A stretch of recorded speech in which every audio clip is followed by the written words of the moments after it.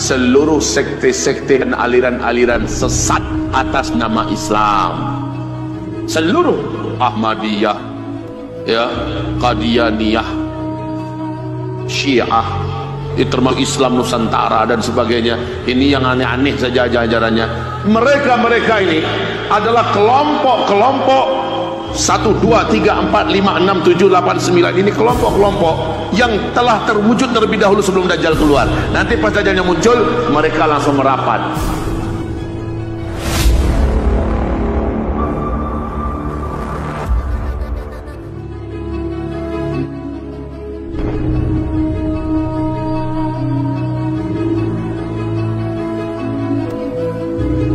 Assalamualaikum warahmatullahi wabarakatuh. Kaum muslimin yang kami muliakan, Dajjal ini saat dia keluar, dia belum langsung berhadapan dengan Imam Mahdi, tapi dia mempunyai misi kelilingi dulu seluruh dunia. Maka kata Rasulullah, tidak ada satu kota pun yang ada di muka bumi, baik kota besar atau kota kecil. Tembilahan ini kan kota ini, tapi kota kecil atau kota besar? Kota kecil. Melainkan Dajjal pasti akan sampai ke sana. Berarti Tembilahan, Dajjal akan masuk kemari. Tidak ada satupun kota di muka bumi melainkan Dajjal pasti memasukinya. Dajjal hanya seperti numpang lewat, tetapi dia sudah mampu memurtadkan dan mengkafirkan mayoritas penduduk di negeri-negeri itu. Tapi Dajjal tidak akan masuk ke desa-desa. Dajjal tidak akan pergi ke lembah-lembah, ke gunung-gunung, ke bukit-bukit. Namun kekuatan hipnotisnya, kaki tangannya yang bergerak, menjadikan orang-orang di desa-desa, di bukit-bukit, di lembah-lembah akan pergi merapat ke titik koordinat di mana Dajjal hadir di kota itu. Jadi yang dari kampung-kampung yang malah muncul menunggu kedatangan Dajjal ketika Dajjal masuk kota. Kaki tangan Dajjal dari kalangan manusia, setan jin, setan manusia bekerja mengumpulkan seluruh manusia agar menunggu Dajjal muncul. Saat Dajjal muncul, seluruh orang yang melihat Dajjal kafir langsung kepada Allah dan batal imannya, keluar imannya, batal syahadatnya, sujud menyembah Dajjal. Rasul bersabda, ketika orang ini sudah sujud menyembah Dajjal, dia pun kafir.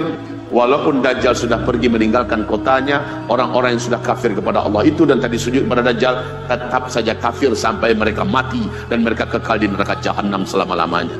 Jangan berharap akan ada yang taubat lagi. Jangan berharap akan ada yang taubat lagi. Selesai sudah dia. Makanya Rasulullah poin ketujuh, Rasulullah mengharamkan umatnya, jangan pernah kalian keluar dari persembunyian kalian ketika Dajjal memasuki kota kalian. Tetaplah dalam persembunyian, jangan keluar. Siapa yang berjumpa dengan Dajjal, dia pasti kafir kepada Allah Subhanahu wa taala dan dia pasti akan sujud menyembah Dajjal. Luar biasa, kemampuan kesaktian Dajjal itu luar biasa. Hanya melihat Dajjal dan Dajjal melihatnya, kafir langsung orang ini kepada Allah, hilang imannya. Nanti kata Rasul, akan ada seorang lelaki yang merasa imannya sudah sangat kokoh dan kuat dan dia yakin imannya tak akan berubah kalau dia berjumpa dan ingin mendebat Dajjal. Tapi ketika dia keluar dari persembunyiannya, Dajjal melihatnya, orang itu melihat Dajjal, langsung menguap iman yang ada di dadanya keluar dari tubuhnya dan dia pun kafir kepada Allah. Dia langsung sujud menyembah Dajjal. Belum jadi debat tapi dia sudah kafir kepada Allah Subhanahu wa taala. Maka Nabi haramkan jangan berjumpa dengan Dajjal. Masalah fitnah dan kemampuan Dajjal sudah banyak saya selipkan di antara kata-kata saya tadi. Poin ke-8 adalah bagaimana cara mengantisipasi dan menyelamatkan diri ketika Dajjal sudah muncul. Oh ya, tunggu, kapan Dajjalnya muncul? Kapan Dajjalnya muncul? Tanda-tandanya sudah ada sekarang. Tanda-tandanya sudah ada. Tapi kapan Dajjalnya muncul? Jawabannya adalah saat bumi ini sudah mengalami kekeringan, kelaparan, pembantaian karena peperangan, ya, dan kehancuran global secara ekonomi. Orang-orang sudah putus asa untuk hidup. Dajjal muncul saat itu. Kalau tanda-tanda tadi sudah, tapi dia muncul saat-saat tengah-tengah itu. Dan justru Dajjal muncul, manusia menanti-nantinya, sebab sekali lagi Dajjal datang membawa gunungan makanan ketika manusia sedang kelaparan. Siapa yang nggak doyun menanti kedatangan Dajjal? Dia datang membawa gunungan makanan. Dajjal datang mengalirkan kembali sungai-sungai yang kering, menurunkan hujan dari langit, menyuburkan tanah yang tandus dan mati, dan bahkan mendemonstrasikan menghidupkan hewan ternak dan kuburan-kuburan manusia digalinya, hanya ditunjuk saja dengan tangannya, keluarlah manusia-manusia yang hidup kembali, yang pernah dikuburkan di sana. Pada kata Rasulullah, itu yang muncul itu bukan manusia yang dulu mati dan dikuburkan di sana. Yang muncul dari kuburan-kuburan itu adalah setan-setan yang menjelma dalam wujud manusia. Oke, itu kapan Dajjal muncul? Pertanyaan yang menjadi poin ke-9. Bagaimana cara selamat dari Dajjal? Ini yang terkuat ya. Yang ke-9, poin ke-9. Cara selamat dari Dajjal. 1. Wajib kembali mengokohkan ilmunya tentang tauhid. Luruskan tauhidnya, mantapkan akidahnya, kuatkan imannya. Itu yang pertama. Yang kedua, banyakkan amalan-amalan sunnah setelah disiplin amalan-amalan wajib. Banyakkan amalan sunnah, tahajud, duha, ya, puasa Senin Kamis, zikir pagi petang, baca Quran, zikir dan sebagainya. Perbanyak ini, sedekah dan seterusnya. Perbanyak amalan sunnah setelah kita tertib di amalan wajib. Sholat 5 waktu berjemaah sudah di masjid, ya. Kemudian puasa Ramadan tidak ada yang bolong. Kemudian mengerjakan yang fardu-fardu dengan secara sempurna. Ini karena kami sudah uraikan malam kemarin di masjid apa kita malam tadi, Ustaz? Darul Hikmah. Kami sampaikan malam tadi, hanya orang-orang beriman yang amal solehnya banyak yang akan dikuatkan oleh Allah, yang akan diselamatkan oleh Allah. Jadi ini cara selamat dari Dajjal. Kuatkan iman, banyakkan amal soleh. Yang ketiga, ketika kita sudah dengar Dajjal muncul, larilah segera ke dalam kota Mekah dan kota Madinah. Dua kota ini Allah tak izinkan Dajjal bisa masuk. Baik fisiknya Dajjal, atau bala tentara Dajjal, atau kesaktian Dajjal, takkan mampu menembus dua kota ini. Cuma masalahnya, ketika Dajjal itu muncul, semua teknologi yang ada di muka bumi sedang tidak bisa dipakai. Berarti kita tidak bisa terbang ke sana. Yang bisa langsung merapat di situ adalah orang-orang yang tinggal di kawasan bertetangga, seperti Taif, Jeddah, ya, Tabuk, Riyadh dan sekitarnya, itu baru bisa merapat masuk Mekah Madinah. Nah kita di sini bagaimana? Maka solusinya yang keempat. Jalan keempat itu selamat dari Dajjal. Kamu yang ada di kampung-kampung kamu, di negeri-negeri kamu, di kota-kota kamu, tetaplah berada di rumah. Tim sesnya Dajjal itu sudah umumkan.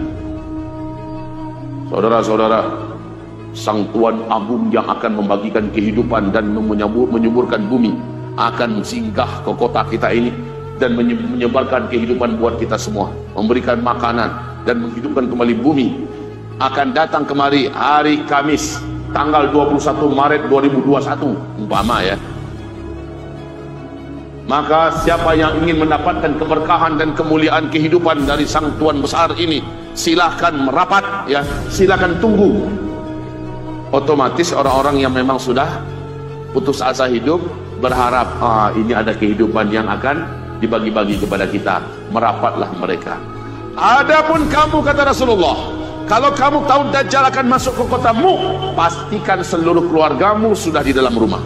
Jadi perintah Nabi sudah di dalam rumah, bukan dalam masjid, Pak. Jangan dalam masjid, jangan dalam pesantren, jangan dalam musola, bahkan dalam gua pun tak boleh. Setan itu akan nyampe ke sana. Setan bangsa jin itu akan nyampe. Perintah suat dalam rumah.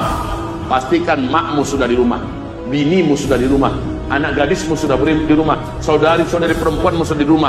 Ikat kaki dan tangan mereka dan tutup pintu rapat-rapat, tutup jendela kuat-kuat. Bacalah surah Al-Kahfi di dalam rumah, maka selama itu kamu tak akan berhasil ditemukan oleh kaki tangan Dajjal, tentara-tentara Dajjal, pengikut-pengikut Dajjal, seperti Allah menggaibkan para pemuda Kahfi di dalam perut gua ketika pasukan raja yang zalim lalu lalang di depan pintu gua untuk mencari mereka. Allah gaibkan mereka, pemuda Al-Kahfi. Maka bacalah surah Al-Kahfi, Allah akan gaibkan pula rumah kita dari pantauan para pengikut-pengikut, tentara-tentara, antek-antek dan penyembah-penyembah Dajjal. Baca surat apa tadi? Al-Kahfi, jangan salah baca, nanti baca Yasin pula. Saya heran, di mana-mana orang semarak membaca Yasin Kamis malam Jumat. Bukan tak boleh, berpahala itu. Tetapi baca kitab kita, baca hadis sahih, Nabi perintahkan Kamis malam Jumat baca surah Al-Kahfi. Apalagi ini akhir zaman. Siapa yang baca surah Al-Kahfi 1 minggu ke depan, semua kejahatan fitnah Masih Dajjal Allah akan lindungi orang ini yang membaca surat Al-Kahfi. Sekarang pastikan keluarga kita Kamis malam Jumat, pastikan keluarga duduk baca surah Al-Kahfi. Belum boleh pergi kemana-mana, melakukan aktivitas apa-apa sampai selesai dulu baca surah Al-Kahfi. Gitu Pak. Berapa tadi baru cara selamat dari Dajjal? Sudah 4 ya? 4. Yang kelima, jadi yang keempat tadi adalah masuk dalam rumah. Yang kelima, kalau sempat ketangkap dan kita belum sempat lari ke dalam rumah, ketangkap oleh bala tentara Dajjal, ketangkap oleh kaki tangan Dajjal, ketangkap oleh setan-setan dan kita diseret menuju Dajjal, maka perintah Rasulullah, bacalah di depan Dajjal surat Al-Kahfi 10 ayat pertama atau 10 ayat terakhir. Baca itu. Berarti wajib hafal. Wajib hafal. Kan nggak mungkin pas kita diseret ketemu dengan Dajjal kita pegang Quran karena nggak hafal nih. Tuan Dajjal tunggu sebentar, buka dulu yang mana surah Al-Kahfi ya. Sudah keduluan iman kita rontok, kita sudah kafir kepada Allah, kita sudah ditembus oleh sihirnya Dajjal. Baca surah Al-Kahfi itu 10 ayat pertama, Allah kebalkan kita dari sihir Dajjal, dari hipnotis Dajjal, dari kekuatan-kekuatan gaib Dajjal. Allah kebalkan kita. Begitu. Kaum muslimin yang kami muliakan, ini cara kelima selamat dari Dajjal.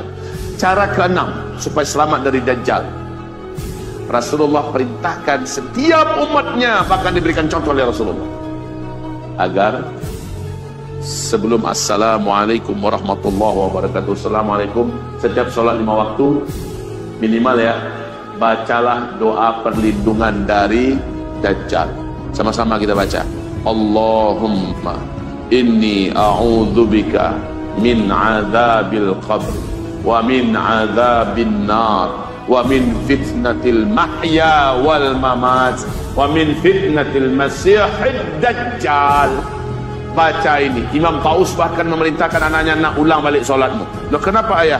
Kau tadi solat sebelum salam, setelah tahiyat akhir kau tak baca doa perlindungan dari Dajjal. Baca balik.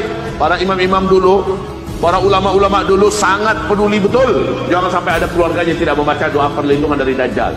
Sudah hafal doa itu apa belum? Dia ada beberapa redaksi yang sedikit beda-beda tipis, nggak ada masalah itu. Kalau belum hafal, wajib hafal. Wajib hafal. Buka saja di Mr. Google doa perlindungan dari Dajjal, ketemu itu langsung. Allahumma inni a'udzubika min azabil qabri wa min azabin nar wa min fitnatil mahya wal mamat wa min fitnatil masihid dajjal. Baca. Terakhir, cara selamat dari Dajjal adalah cara selamat dari Dajjal yang ketujuh, yaitu perbanyak berdoa kepada Allah dari sekarang. Sebelum Dajjal muncul, perbanyak, ya Allah lindungi hamba, lindungi istri hamba, lindungi keluarga hamba, anak keturunan hamba dari Dajjal. Ketika Dajjal keluar, ya Allah selamatkan iman kami, selamatkan kami ya Allah.